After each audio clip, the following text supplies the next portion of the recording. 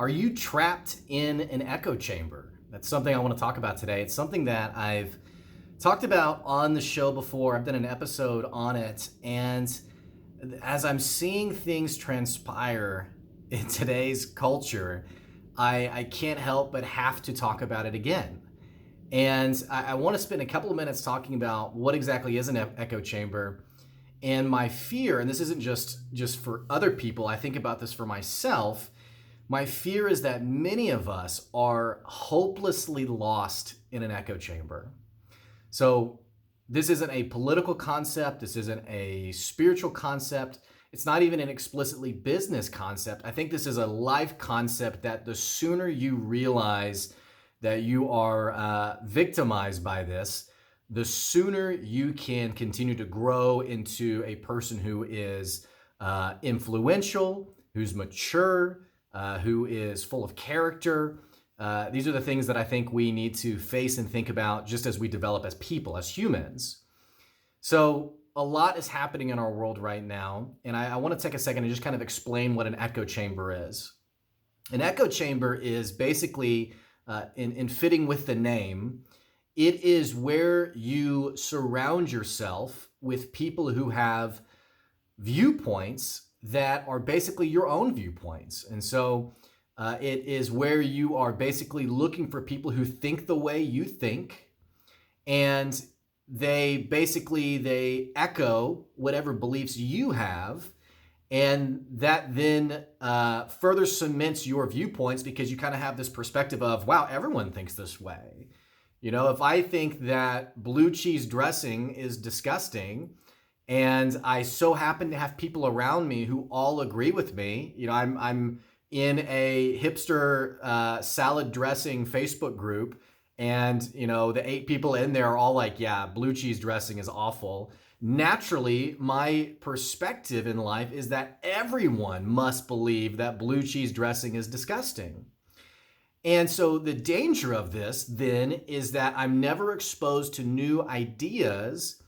And sometimes we purposely do this. We purposely seek out people with similar perspectives to us because we like that sense of community. And other times we are engaging in this in a way that we don't even realize. So one really easy example of this, if you haven't checked out the Netflix documentary called The Social Dilemma, I highly encourage you look at it because it's pretty scary how this stuff happens just naturally.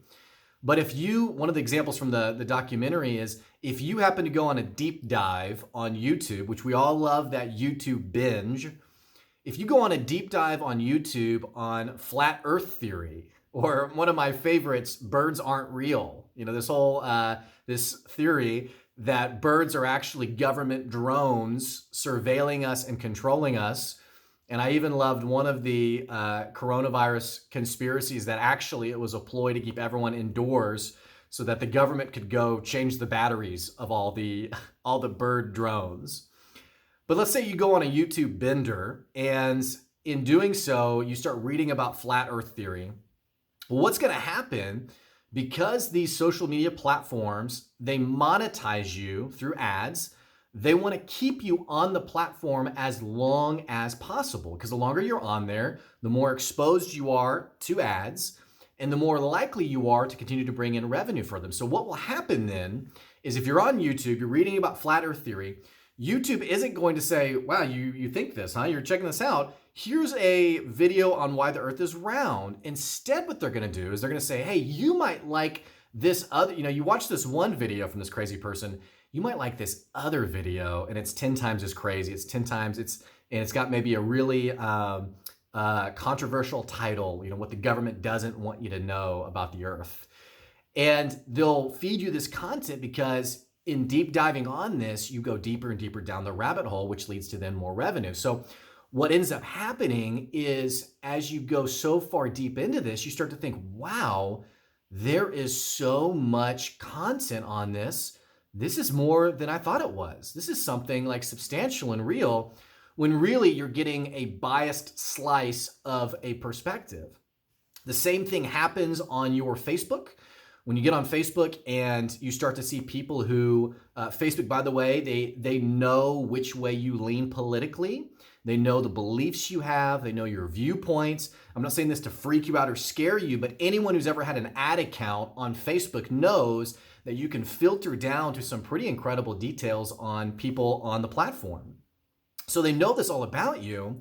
And so they're feeding this content onto your Facebook wall to keep you engaged on the platform, get you commenting, get you liking, get you, what have you, because they want you on the platform, for better or worse. They want you on it as long as possible. They don't want you to get on Facebook and see something you deeply disagree with or that maybe makes you frustrated, because that'll get you then off the platform. And so what can happen is we get ourselves surrounded by these echo chambers that really they further cement our viewpoints because we believe that this must be what everyone thinks. Now, this isn't just a political concept. This is a concept that happens in relationships. It happens where, for example, one of my favorite stories of a couple that I'm really great friends with. They're awesome people, but they were on the brink of divorce. And the wife was sort of commiserating with all of her friends, and they were like, just leave him. He's an idiot. He's so stupid. And granted, at this time, he was being really stupid. But there was one friend who was like, hey, have you ever thought about how, where you are today in your marriage, that you're partly responsible for that? Have you ever thought about it's two people, and that if you're on the brink of divorce, there's some stuff that maybe you need to own up to as well? And I don't know if you have that friend or not, but a lot of times we don't look for that friend. We instead look for the people who will say, you're awesome, you're incredible, you do you. And it's not about so much finding people who are contrarian in your life, who are just going to tell you, they're going to play the devil's advocate, but it is having the presence of mind of realizing, do I just surround myself with people who think the way I think? Or am I looking for people who have honest perspectives, even though they may be different from my own? One of the biggest joys of the podcast is that I've had people on the show who politically, just in terms of values, I've deeply disagreed with. But those people aren't idiots. They're not crazy people. They're people who I've said, okay, yeah, this is interesting. I haven't thought of it that way. Hey, I want to understand that more. I'm a Christian. My spiritual faith is really important to me. One of my best friends is an atheist. And so some of my best conversations have been with that person on, what do you think about what happens when we die? And it's not like the fake, what would happen if you died tonight type of, Southern Christian conversation. It's like, okay, so what do you think happens? Well, this is what I think. And it's like these really rich conversations that are started in an acceptance of, we see things differently and I'm okay with that. This can also be really dangerous in business too. Two examples that come to mind. One was a gentleman who had been in business for 5 or 6 years. He was a startup founder. He had spent his entire wealth, all of his money, on this startup that was frankly a really bad idea. And so what had happened was, part of the fuel of keeping going, even though he wasn't making any money, part of the fuel of going was basically he had surrounded himself in these groups of people who were like, you can do it. All it takes is mental toughness. All you need is to press forward, stay positive, stay motivated. And none of that stuff's bad. It's not bad to find people who encourage you. I'm an encourager at heart. What's dangerous, though, is not finding any truth tellers in your life or shooting down people who offer a different perspective. One of the challenges for me in the coaching world is, especially when I work with startup founders, is this is all entrepreneurs, by the way, but I'm ripping on startup founders right now, is you have a person who is so excited and enthralled with their idea. And some, just to poke fun a little bit, things like, it's like Facebook, but better. It's like Amazon, but better. It's the next, the cliches, it's the next Airbnb, it's the next Uber. And, part of my job is to be very frank and direct. And okay, well, tell me about this. Okay, you don't have a product yet. You don't have any customers. Let's talk about this. And I've had people who've leaned into that and been like, okay, well, now how do I get that? Who want to learn and grow. But I've also had people who've been like, whoa, you're too negative. You're too much of a cynic. Hey, I'm going to find someone else who's going to tell me to press forward, to have enough positive thinking. And it's kind of like this toxic encouragement that we surround ourselves with, that going back to the original example, this gentleman who had spent his entire life savings over 5 years, The sad part of that is that he never put himself around someone who gave him a hard truth, who after maybe year one said, is it possible no one wants this? Is it possible that no one's buying this because they don't care about this? I had a client that I worked with who he was selling bedazzled leather wristbands. And he said, I just don't get it. No one's buying. And I said, well, I mean, how many Nickelback fans do you think there are in our world? I mean, how many people do you expect to buy this? Have you considered that people are just disinterested in this? And so giving honest truths, it's how we grow our businesses too.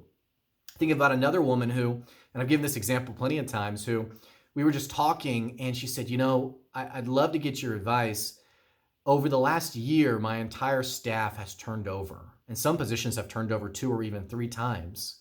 It is so hard to find good employees these days. What's your advice for finding better employees? And I kind of laughed and just said, well, I mean, there's a lot you can think about there, but in my experience, when your entire staff quits in the past year, typically it's not the quality of employee, typically it's a sign of bad leadership.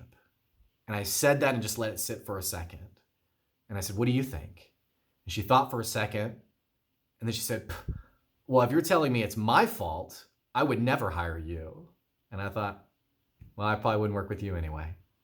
But see, this inability to see other perspectives, it's dangerous to our personal growth. It's dangerous to our influence. It keeps us from escalating, from growing ourselves into that person who is whole, incomplete, lacking in nothing. That's sort of the part of the goals of life, is to move forward as a person and develop ourselves, right? And so my challenge to you, and apply it to whatever vein of the examples I gave today, whether it's politically, personally with your relationships, or in your business, you want to surround yourselves with truth tellers. Be especially mindful if you are trapped in an echo chamber, if you're just seeking people who think the exact same way you do. If everyone agrees with you, you might need to find some new friends, because it is keeping you from growing. Thanks for listening. I'll catch you later.